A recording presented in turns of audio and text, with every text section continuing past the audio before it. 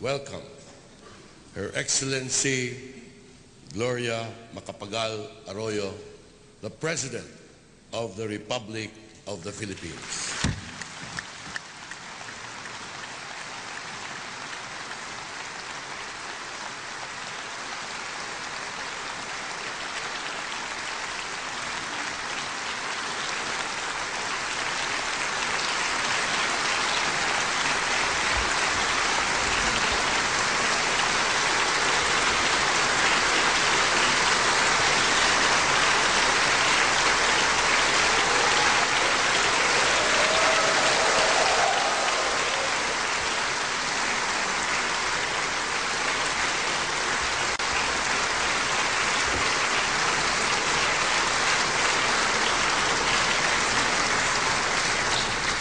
Thank you.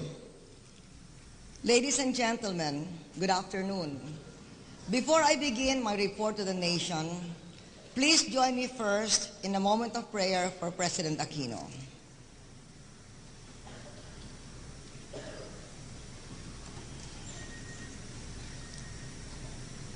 Senate President Enrile, Speaker Nograles, Senators, Representatives, Vice President De Castro, former President Ramos, Chief Justice Puno, ambassadors, friends. The past 12 months have been a year for the history books. Financial meltdown in the West spread throughout the world.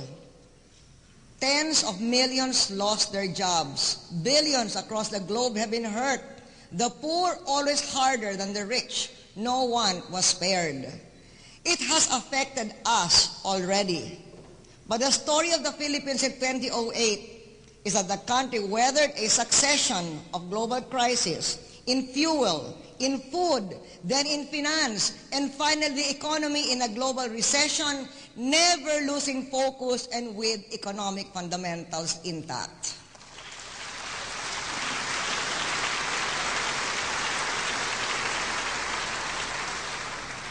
A few days ago, Moody's upgraded our credit rating, citing the resilience of our economy. The state of our nation is a strong economy.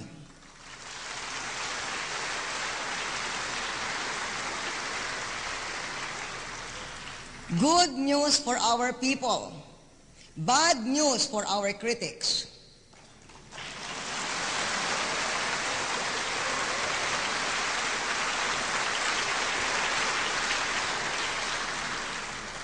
I did not become president to be popular. To work, to lead, to protect and preserve our country, our people, that is why I became president.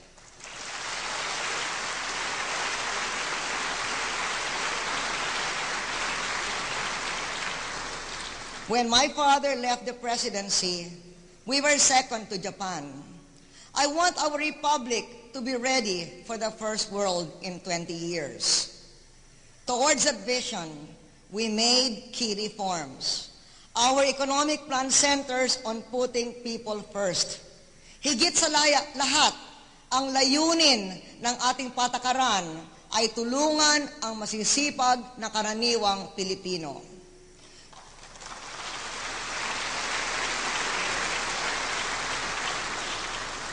New tax revenues were put in place to help pay for better health care, more roads, a strong education system. Housing policies were designed to lift up our poorest citizens so they can live and raise a family with dignity. Ang ating mga puhunan sa agrikultura ay naglalayong kilalanin ang ating mga magsasaka bilang backbone ng ating bansa.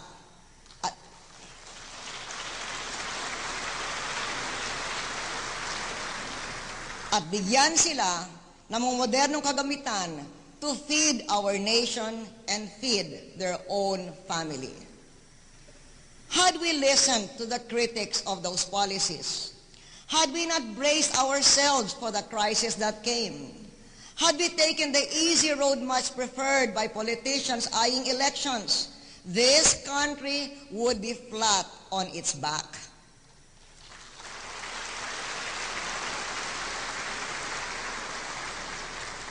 It would take twice the effort just to get it back again on its feet to where we are now because we took the responsibility and paid the political price of doing the right thing.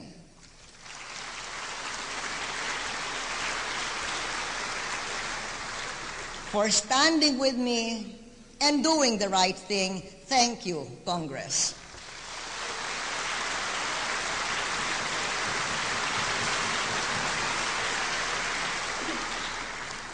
The strong, bitter, and unpopular revenue measures of the past few years have spared our country the worst of the global financial shocks.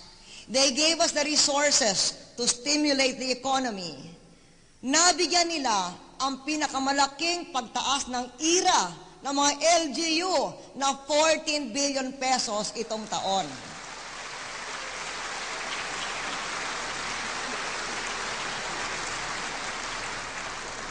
Imparting strength throughout the country and at every level of government. Compared to the past, we have built more and better infrastructure, including those started by others but left unfinished. The Subic-Clark-Tarlac Expressway is a prime example of building better roads.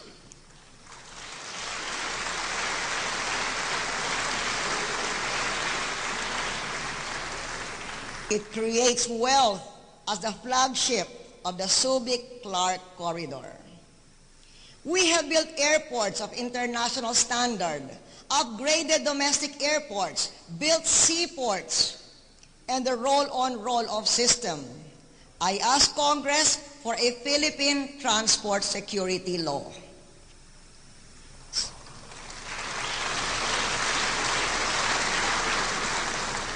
Some say that after the Sona, it will be all politics. Sorry, but there's more work.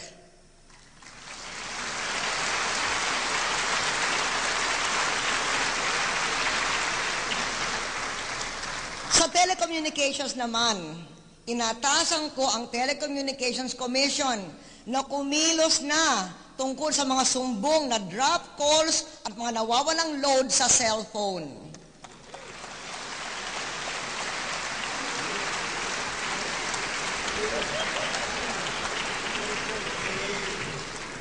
We need to amend the Commonwealth-era Public Service Law, and we need to do it now.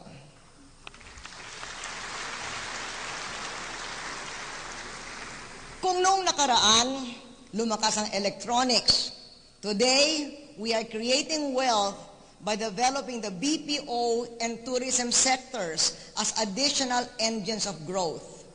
Electronics and other manufactured exports rise and fall in accordance with the state of the world economy.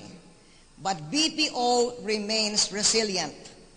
With earnings of $6 billion and employment of 600,000, the BPO phenomenon speaks eloquently of our competitiveness and productivity.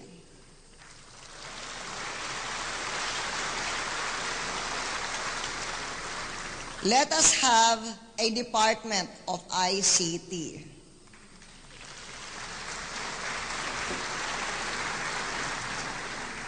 In the last 4 years, tourism almost doubled.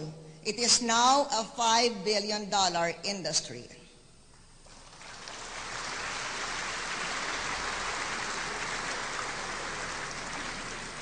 Our reforms gave us the resources to protect our people, our financial system, and our economy from the worst of shocks that the best in the West failed to anticipate.